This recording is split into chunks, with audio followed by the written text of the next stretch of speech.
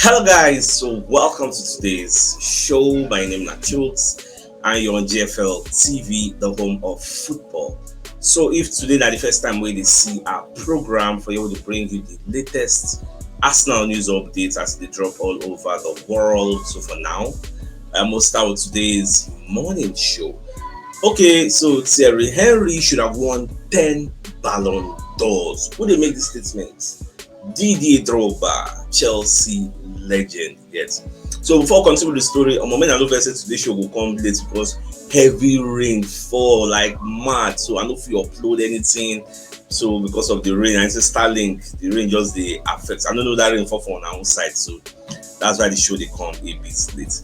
All right. So when you look at how this story was reported by the Daily Express UK, so Didier Drogba claims Premier League legend was robbed of 10 Ballon d'Ors. Now, they look like say, what's in Drogba they talk. Now, Didier Drogba insisted Thierry Henry should have been recognized in the Ballon d'Or on 10 occasions due to his endeavors with Arsenal, Barcelona, and France. Drogba and Henry are regarded as two of the finest strikers in the Premier League era, having raked up 279 top-flight goals between them. Now, Arsenal signed Henry from Juventus in 1999, and the guy did so well with us. Now, I'm fast forward the story. Now, they're going to ask Drogba, make him name one player where him feel say was unjustly overlooked for the Ballon d'Or during the chats with BR Football, and the Ivorian said Thierry Henry. He deserved it like 10 times because I think he was a fantastic player in the Premier League, but also for the national team and the Champions League, he was exceptional. Scoring goals, winning games on his own for his team. I mean, we are talking about Thierry Henry. I don't know if there's anything more to say. I don't know how many people experienced Thierry Henry in the Premier League. Watch him play for Arsenal. The guy was very, very rapid. He was very, very good. At least that I see this small now. You get in my early 20s, so I still see some of all these things. You get so Henry really did so well for Arsenal. And in fact, make I read the story finish. So Henry now will be saying the work as a pundit. Henry can't explain as at that time we'll be saying he lose the Ballon d'Or to Nedved because that one I even bust my brain. That one I even break my spirit. Yeah, because everybody felt Henry was going to win the Ballon d'Or then. If not goal, he score goal past Nedved. If not assist, he score. We do more than Nedved. They'll be midfielder. So how did Nedved come to win it? Henry can't explain. Say, see. You no fit follow person will be say they give you own opinion, they give you own preference, follow and they argue. You get because they say however you want to look at it. These people when they do this voting, now journalists then do. You cannot debate opinions. When journalists are involved in votes, they vote whatever they want. And as long as they vote whatever they want, when you look at the votes in the history of it, not only my year, every year, you look at it, look at the first three. You are like, really? It is what it is. You can't debate opinion. In fact, when you look at that year, 2003, how many goals Henry scored? How many goals Nedved scored? That year, Henry had 32 goals and 28 assists. While the Pavel Nedved didn't give, when they play for Syria, he had 14 goals and 17 assists. Now, even him, Nedved and midfielder. So if you're by assist, Henry going to pass him for the assists. Henry finished second in the Ballon d'Or that year as Nedved. In fact, I can't even go to ask Google AI, say, what did Henry win that year? What did Nedved also win? So we're going to learn, say, Henry won the UEFA Confederations Cup with the French national team. Pavel Nedved only won the Serie A.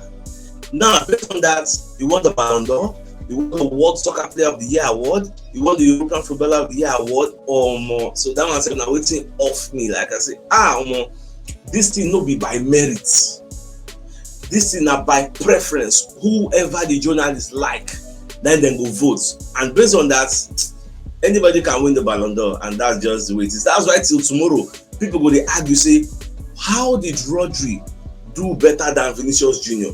If not by waiting Rodri win, every time Rodri win, Cavani herself win the equivalent. Because so why you not give Cavani? So these are some of the arguments. Until tomorrow, those arguments will still be there. Now let's take you back to what did happen for La Liga. So as we go away from this Thierry Henry story.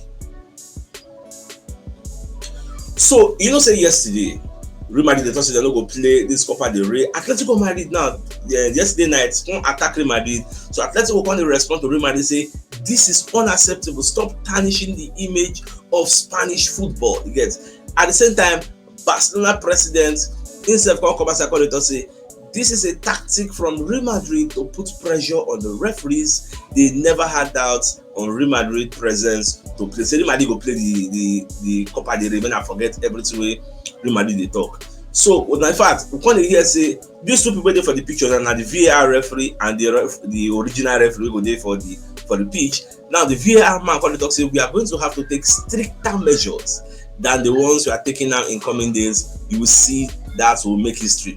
One of the things where myself the whole say, look what VAR they talk. So stricter measures on who now? Not be on Real Madrid. So now what's then the who? Now away from that, La Liga gone the president Tebas got drop statements against Florentino Perez, who is the president of Real Madrid. So he say, what did they happen like this now? This is not football. It's about power and control. You get? He, Florentino Perez, doesn't like Tebas because he doesn't do what he wants. He doesn't like Sefarin, who's UEFA president, because he doesn't do what he wants. He doesn't like TV commentators because they don't do what he wants. They do not want to move forward with the referees reform because it's not what he wants. And now, after the referee statements, fed up with the constant harassment from Real Madrid TV, he responds as he know how. He skips training at Katuja. He doesn't attend official acts of the cup final. He leaks that he will not be present at the cup final. He doesn't protest, he punishes. He doesn't complain, he threatens. He doesn't disagree, he punishes. Okay, he doesn't protest, he pushes. Rather, he doesn't want to improve football, he wants his own football. And this is not the worst thing. The serious thing is that many people will even see in the midst of all this brouhaha, Real Madrid can drop another statement.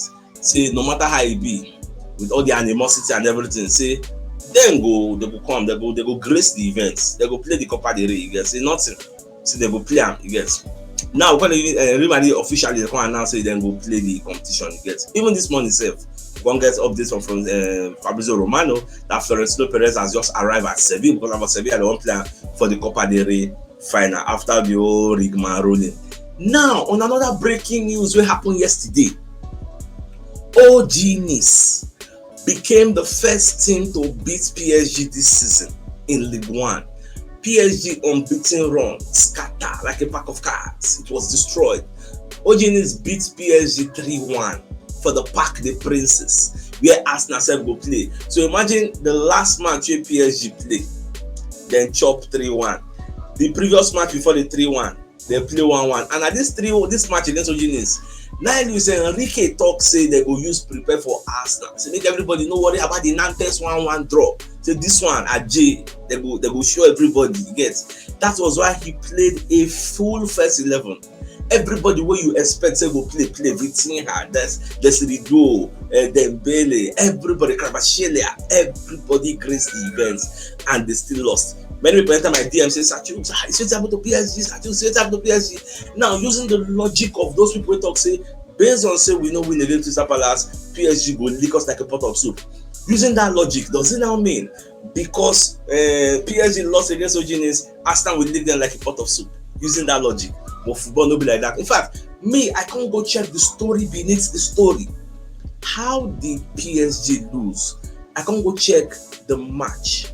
The statistics of the match, make I see, because Chris Whitley called the talk say 38% of the goals PSG have considered this season have come from set pieces, and PSG know they prepare for set pieces against Arsenal that they're going to play on Tuesday. Now, on the surface, when you watch the scoreline 3-1, go be like, OG Nice beat 3, PSG 3-1. Maybe PSG no play well, but that's not true. PSG were just unlucky on the night. When you go and inspect the statistics of the game, you go find out say PSG had 32 total shots against OG Nice's 7. PSG had 13 shots on target against OG Nice's 3. In fact, the 3 shots on target OG Nice get and they score. That's a high level of efficiency. Now, when it comes to big chances, PSG had 9 big chances that could have resulted in 2 goals. OG Nice had 4. Look at 17 corners. So OG Nice 0. You get. Now let's go back to expected goal return (XG). PSG had 3.16 XG. OG Nice had 0.96. By this, This is about the probabilities of a goal coming for each team, which means by this statistics, this match is supposed to be like 3-1. 3.16 is like PSG is supposed to score 3 goals. Shola, guaranteed. Origin is 0.96, which means they're supposed to have a 1 goal return or almost 1, guaranteed. You get. Now, when you look at another statistics, you can break them down. You can easily say, how many saves did PSG goalkeeper make? 0. How many saves did Origins goalkeeper make? 12. That could have been 12 goals. You get. Look at XG on goal faced, 0.86. Look at PSG own. Look at goals prevented. So all these things, now you go look. PSG should have won this game, but based on bad luck or ill luck, whatever you want to call it, that's why I happen like this. So for those who feel say maybe because PSG lose, Arsenal go chop and no be so football be. No 2 games are equal. You get. So Origin itself, they pursue Champions League places. That's why they were serious.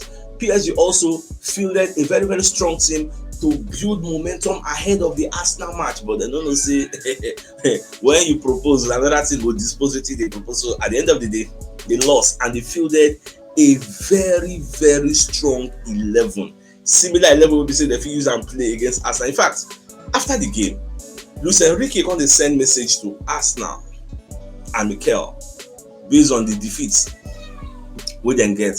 So Baba can explain, say, see, PSG, Luis Enrique insists he's not worried at all about facing Arsenal in the Champions League next week after PSG surprise defeat at home. So Origin is on Friday night. When you read the entirety of the report, they're going to say, first of all, I would like to congratulate Origin. They were 100% efficient. They came close to our goal only once in the first half and they scored. Luis Enrique said after the game. In fact, end there. He comes to say, then they had 2 chances and they scored again. They had a very high level of efficiency. I don't think the result was deserved. We played a full match. At halftime, we deserved the better results than a draw. And on the first chance of the second half, we conceded this goal. It's surprising, but it's possible. Our goal was to continue breaking records, and that one would be possible because PSG unbeaten record has been shattered. But that doesn't change our goal of reaching the Champions League final this Champions League campaign. We are the best team in France by far. We proved it. We have to be better now and think about the winning the Champions League. Right now, the players are clearly affected. Nobody affected after you get 30 shots, after a very, very high XG. At the end of the day, you lose. You'll be affected psychologically and mentally, at a normal level, emotionally too. We deserve to win, no doubt about it.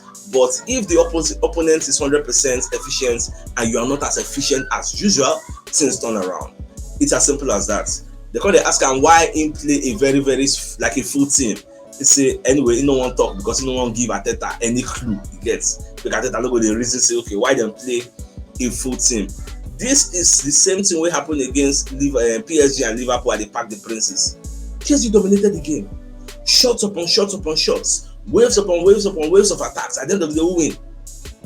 Liverpool not there. So this is something Arsenal can do. Arsenal can go to the Parc des Princes and replicate. Parc des Princes, what if their capacity? Maybe like 48,000 or thereabouts. Emirates Stadium is bigger now. So I don't think I want to say we can finish the job at the Emirates Stadium like we finish the job against Real Madrid. If PSG won't show say they get the best attack, when they do mistake, let Arsenal win 2-0. Go carry 2-0, they go Parc des Princes. Then go come tell me how they go to unlock the Arsenal defense. If Origin is, I don't even know the player yet. If they can be this stingy with their defense and their keeper made a good save, Papa, Arsenal should be able to do better again. And the way me I see him. Now, away from that also.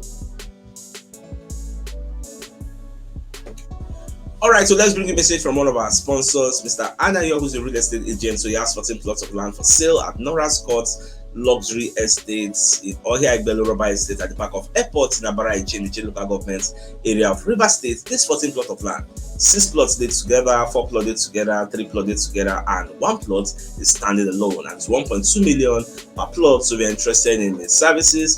Call Mr. Anayo on 08032765227, 08119329922. So, like I said, if you're interested in these pieces of property, please do reach out to them. Now, Leandro Trossard, when they talk about the match we will play against PSG, Trossard can talk say with the home crowd behind us, there needs to be an electric atmosphere. We want the same as last time against Real Madrid. They were incredible in the home game against Madrid. If we can do that again, it would be amazing. And nobody they argue that. In fact, when you get more information Say Arsenal have announced there will be a Canon design tifo that will be suspended from the roof of the Emirates Stadium in the North Bank, which has never been done before ahead of the game against PSG. For those who don't know what it means, tifo is like a banner where they will drop down. Yes, banner will show that Canon will let PSG know say we are about to gun you down. Oh man, this is gonna be crazy. All right, away from that, so Kai Havertz want to talk about this game we will play against PSG in the Champions League. You got to say, winning the Champions League, say a nice feeling. But one thing is say, if for like to win out with Arsenal, like to follow us play, you get say it will mean a lot to Ram. So it will make a whole lot of sense. But Baba, now your injury, now if not, in fact, some people would even prefer say if Havertz don't come back, most still continue with Merino. You know, go believe some people will still buy that idea, and because of the productivity level and the output of Merino, more people go see prefer. Make I no lie, Merino get positional awareness than Havertz. So the guy is really very, very clinical. Look how many games he has played. Now look at his goal contributions. The guy is proficient and no be striker. You say reasoner, no be striker. Now Real Madrid have lost ground to Arsenal in the key transfer race for Zubimendi, according to reports. So that's Football Espana. So the Real Madrid are now reportedly back behind Arsenal in the transfer race for Zubimendi. Before Marca and Cope, they thought Real Madrid down they ahead of the race. Zubimendi wants to make them his priority. But now that news now they don't throw inside Gota. No, they hear that news again. Now Arsenal they ahead in the pecking order to get Zubimendi. More to watch. Now when you check the Arsenal website, we see Mikel Merino has done a big interview with Arsenal. So I watched the video, but I talk about many things. How they come Arsenal, how they dislocate in scapula. You get say now injury will be say since when they play football, you never hear them before, and he come Arsenal, it happened to Ram. You get high contact, they play contact transition into becoming a striker. Something we say never ever dream of. You get. And they play like saying a natural role. How he started doing his iconic celebration. They say Papa they play football. So the celebration when Papa said they do. So that's why I said how he came to Arsenal. They say this guy gets small picking picture where we saying carry Arsenal jersey when snapping Papa by front. Like he said a whole lot. 25 minutes interview. Yes, I watched it and it was amazing. I really did very, very happy. Now, PSG Ultras, they don't send clear warning to Arsenal ahead of the crunch Champions League tie. Now, for the match where PSG played against Oginis, there was a banner. There was like a statement where the content says so tells the last 9 minutes. So now French they take right now, but in English it means take out Arsenal, take us to the final. That's what it means. Take out Arsenal, take us to the final. So, but then when they disappointed as then chop 3-1 for the match, then do this thing. So, and another thing is, you see these ultras, they are very, very loud.